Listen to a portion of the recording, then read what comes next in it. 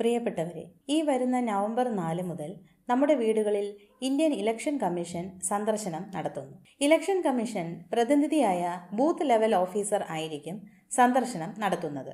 അദ്ദേഹം എന്താണ് ചെയ്യുന്നതെന്ന് പറഞ്ഞു തരാം.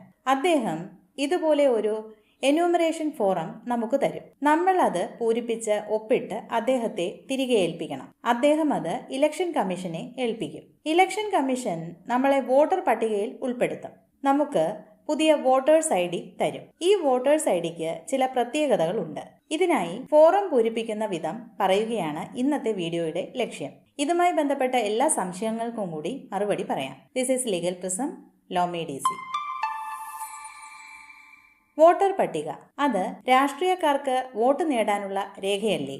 അല്ല, അത് ഓരോ ഇന്ത്യൻ പൗരന്റെയും അന്തസ്സും അവകാശവും കാത്തു സൂക്ഷിക്കുന്ന ഒരു പൗരരേഖയാണ്. ഈ രേഖ ഇപ്പോൾ ഉണ്ടല്ലോ, പിന്നെ എന്തിനാണ്? തെറ്റി. ഇപ്പോൾ വോട്ടർ പട്ടിക റദ്ദ് ചെയ്തിരിക്കുകയാണ്. അതുകൊണ്ട് ഇപ്പോൾ വോട്ടർ ID കാർഡിന്റെ സാധുത മരവിപ്പിച്ചിരിക്കുകയാണ്. സംസ്ഥാനത്ത് വോട്ടർ പട്ടികയുടെ തീവ്ര പരിഷ്കരണം നടക്കുകയാണ്. കാരണം 21 വർഷങ്ങൾക്ക് മുൻപാണ് ഇന്ത്യയിൽ വോട്ടർ പട്ടിക പരിഷ്കരണം നടന്നത്. തീയതി 1/7/1987. ഇതിന് പ്രാധാന്യമുണ്ട്. ഇപ്പോൾ ബൂത്ത് ലെവൽ ഓഫീസർ വരുമ്പോൾ എന്താണ് ചെയ്യേണ്ടത് എന്ന് നോക്കാം. അദ്ദേഹം ഇതുപോലുള്ള ഒരു എന്യൂമറേഷൻ ഫോറം നമ്മളെ ഏൽപ്പിക്കും. ഇത് നമ്മുടെ ഫോറമാണ്. ഇതിൽ നമ്മുടെ പേരും ഫോട്ടോയും മറ്റു വിവരങ്ങളുമെല്ലാം ഉണ്ടായിരിക്കും. ഇലക്ഷൻ കമ്മീഷൻ കൊടുത്തയക്കുന്ന നമ്മുടെ സ്വന്തം ഫോറം. ഇതിൽ നമ്മുടെ ഫോട്ടോ ഉണ്ട്. വേണമെങ്കിൽ നമുക്ക് ഏറ്റവും പുതിയ ഒരു കളർ ഫോട്ടോ ഇതിൽ വയ്ക്കാം. വലതുവശത്ത് മുകളിലാണ് ഫോട്ടോ ഒട്ടിക്കേണ്ടത്. പൂരിപ്പിക്കാൻ വളരെ കുറച്ച് വിവരങ്ങളേ ഉള്ളൂ. 1. ജനന തീയതി. 2. ആധാർ നമ്പർ. ഇത് നിർബന്ധമല്ല. 3. Mobile number. 4. പിതാവിൻ്റെ പേര്. ഗാർഡിയൻ്റെ പേര് ആയാലും മതി. 5. പിതാവിൻ്റെ എപ്പിക് നമ്പർ. എപ്പിക് എന്ന് വച്ചാൽ ഇലക്ഷൻ ഫോട്ടോ ID കാർഡ് എന്നാണ്. ഈ കാർഡിന് ഒരു യുണീക്ക് നമ്പർ ഉണ്ടായിരിക്കും. അതെഴുതണം. ഇതും കമ്പൽസറി അല്ല, ഉണ്ടെങ്കിൽ എഴുതാം. 6. മാതാവിൻ്റെ പേര്. 7. മാതാവിൻ്റെ ID കാർഡ് നമ്പർ. 8. പങ്കാളി ഉണ്ടെങ്കിൽ പേര്. 9. പങ്കാളിയുടെ ID കാർഡ് നമ്പർ. ഇനി താഴെ 2 കോളങ്ങൾ കാണാം.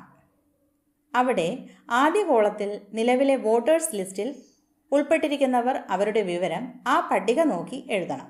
വലതുവശത്തുള്ള കോളത്തിൽ ഒരു ബന്ധുവിൻ്റെ വിവരമാണ് നൽകേണ്ടത്. അത് എവിടെ നിന്ന് കിട്ടും എന്ന് ചോദിച്ചാൽ ഇപ്പോൾ മരവിപ്പിച്ചിരിക്കുന്ന പട്ടികയിൽ നിന്നും കിട്ടും. പട്ടിക എവിടെ കിട്ടും എന്ന് ചോദിച്ചാൽ BLOയുടെ കൈവശം ഉണ്ടാകും. രാഷ്ട്രീയ പാർട്ടികളുടെ കൈവശം ഉണ്ടാകും. CEO കേരള എന്ന വെബ്സൈറ്റിൽ കിട്ടും. അത് നോക്കി നമ്മുടെ പേര്, കാർഡ് നമ്പർ, ബന്ധുവിൻ്റെ പേര്, ബന്ധം, ജില്ല, സംസ്ഥാനം, മണ്ഡലം, പാർട്ട്, ക്രമനമ്പർ എന്നിവ എഴുതണം. ഇത് എഴുതാൻ ബുദ്ധിമുട്ടുണ്ടെങ്കിൽ BLO സഹായിക്കും. രാഷ്ട്രീയ പാർട്ടിക്കാരും ഇതിനായി സഹായികളെ ഏർപ്പെടുത്തും. ഈ ഫോറം പൂരിപ്പിച്ചു കഴിഞ്ഞാൽ തിരികെ BLOയെ ഏൽപ്പിക്കണം. അദ്ദേഹം അത് ഒപ്പിട്ട് വാങ്ങി രസീത് തരും. രസീത് എന്ന് പറഞ്ഞാൽ ഇതേ ഫോറത്തിന്റെ ഒരു കോപ്പിയിൽ ഒപ്പിട്ട് തരും എന്നാണ് മനസ്സിലാക്കുന്നത്. ഈ ഫോറം പൂരിപ്പിച്ച് ഫോട്ടോ ഉണ്ടെങ്കിൽ ഒട്ടിച്ച് നൽകിയാൽ മതിയാകും. മറ്റൊരു രേഖയും നൽകേണ്ടതില്ല. പൂരിപ്പിച്ച് നൽകുന്ന വിവരങ്ങൾ സത്യമായിരിക്കണം. സത്യം എന്ന് വെച്ചാൽ മറ്റൊരു രാജ്യത്തും പൗരത്വം നേടിയവരാകരുത്. അതുപോലെ ഇന്ത്യക്കകത്ത് മറ്റൊരിടത്തും വോട്ടർ പട്ടികയിൽ ഉൾപ്പെട്ടിരിക്കരുത്. ഇത് കമ്പൽസറിയാണ്. കളവായ വിവരം എഴുതിയാൽ പിടിക്കപ്പെടും, തീർച്ച.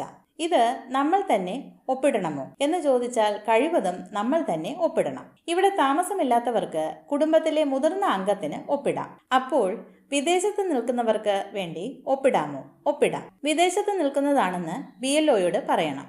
അവർക്ക് കാർഡ് ഉടൻ കിട്ടില്ല. പാസ്പോർട്ട് ആയിരിക്കും അവരുടെ തിരിച്ചറിയൽ രേഖ. മരിച്ചുപോയവരുടെ പേരിൽ യാതൊരു കാരണവശാലും ഫോറം ഒപ്പിട്ട് നൽകരുത്. താമസം മാറിപ്പോയവരുടെ വിവരം BLOയോട് പറയണം. വിവാഹം കഴിച്ചു പോയവർക്കൊക്കെ ഇങ്ങനെ ഫോറം നൽകാം. പക്ഷേ വിവരം BLOയോട് പറയണം. ഈ ഫോറം നഷ്ടപ്പെടാതെ തിരികെ നൽകണം. തെറ്റി എഴുതിയാലും അത് വെട്ടി എഴുതിയാൽ മതി. വായിക്കാവുന്ന രീതിയിൽ വൃത്തിയായി പൂരിപ്പിക്കണം. പേരിലൊന്നും തെറ്റുവരാൻ പാടില്ല. വളരെ ശ്രദ്ധ വേണം. ആധാർ കാർഡിലെ പേരും ഇനിഷ്യലുമായിരിക്കും സാധാരണ ഇതിലും വരേണ്ടത്. കഴിവതും സ്വന്തമായി പൂരിപ്പിക്കുക. ഈ വോട്ടർ പട്ടിക പരിഷ്കരണത്തിൽ ഒരു വോട്ടറെയും ഒഴിവാക്കില്ല. എന്നാൽ മരണപ്പെട്ടവരെയും വിദേശ പൗരത്വമുള്ളവരെയും ഒഴിവാക്കും. ഇരട്ടിപ്പ് വന്നവർ ഒരു സ്ഥലത്ത് മാത്രമായി വോട്ടവകാശം ചുരുക്കണം. നമ്മൾ സ്ഥിരമായി അന്തി ഉറങ്ങുന്ന സ്ഥലത്തായിരിക്കും നമ്മുടെ ഡൊമിസൈൽ ഉണ്ടായിരിക്കുന്നത്. വോട്ടർ പട്ടിക നമ്മുടെ നാഷണാലിറ്റി, ഡൊമിസൈൽ ഇവയുമായി അഭേദ്യമായി ബന്ധപ്പെട്ടിരിക്കുന്നു. അതിനാൽ നമ്മുടെ സ്ഥിര താമസ സ്ഥലത്തായിരിക്കും വോട്ടവകാശം ലഭിക്കുക. കുടുംബ വീട്ടിൽ പോയി വോട്ട് ചെയ്ത് മടങ്ങുന്ന രീതിയൊക്കെ മാറ്റേണ്ടി വരും. താമസ വീട് സ്ഥിരമായി പൂട്ടിക്കിടന്നാൽ ഫോറം അവിടെ ഇട്ടിട്ട് പോകുമെന്നാണ് അറിയുന്നത്. അതെടുത്ത് പൂരിപ്പിച്ച് ഉടൻ നൽകണം. 1 മാസമാണ് ഈ പരിഷ്കരണത്തിന് സമയം. അതിനുള്ളിൽ നൽകിയിരിക്കണം. അതത് ബൂത്ത് പരിധിയിൽ സ്ഥിരതാമസമുള്ളവർക്ക് അപ്പോൾ തന്നെ വോട്ടർ പട്ടികയിൽ ചേർത്ത് കിട്ടും. സ്ഥിരതാമസമില്ലാത്തവർക്ക് ഹിയറിംഗ് നടത്തിയായിരിക്കും പേര് ചേർക്കുക. യാതൊരു കാരണവശാലും ഒന്നിലധികം വോട്ടവകാശം അനുവദിക്കില്ല. പരിഷ്കരണം നടത്തിയ പുതിയ പട്ടിക ഡിസംബർ 9 പ്രസിദ്ധീകരിക്കും. അതിലാരെങ്കിലും അനർഹമായി കടന്നുകൂടിയിട്ടുണ്ടെങ്കിൽ ആർക്കും അത് ശ്രദ്ധയിൽപ്പെടുത്താം. രാഷ്ട്രീയ കക്ഷി പ്രതിനിധികളൊക്കെ വളരെ ജാഗ്രത പാലിക്കും. അടുത്ത 1 മാസം പരാതി ഫയൽ ചെയ്യാനുള്ള കാലമാണ്. വീണ്ടും അടുത്ത 1 മാസം പരാതിക്കാരെ നേരിൽ കേട്ട് ഹിയറിംഗ് നടത്തി തീരുമാനിക്കാനുള്ള സമയമാണ്. തർക്കം വന്നാൽ മാത്രമേ തെളിവുകൾ നൽകേണ്ടതുള്ളൂ, അല്ലെങ്കിൽ തെളിവ് നൽകേണ്ടതില്ല. 12 രേഖകൾ തെളിവായി സ്വീകരിക്കും എന്നൊക്കെ പറയുന്നത് അതിനെക്കുറിച്ചാണ്. അന്തിമ വോട്ടർ പട്ടിക 2026 ഫെബ്രുവരി 7 പ്രസിദ്ധീകരിക്കും.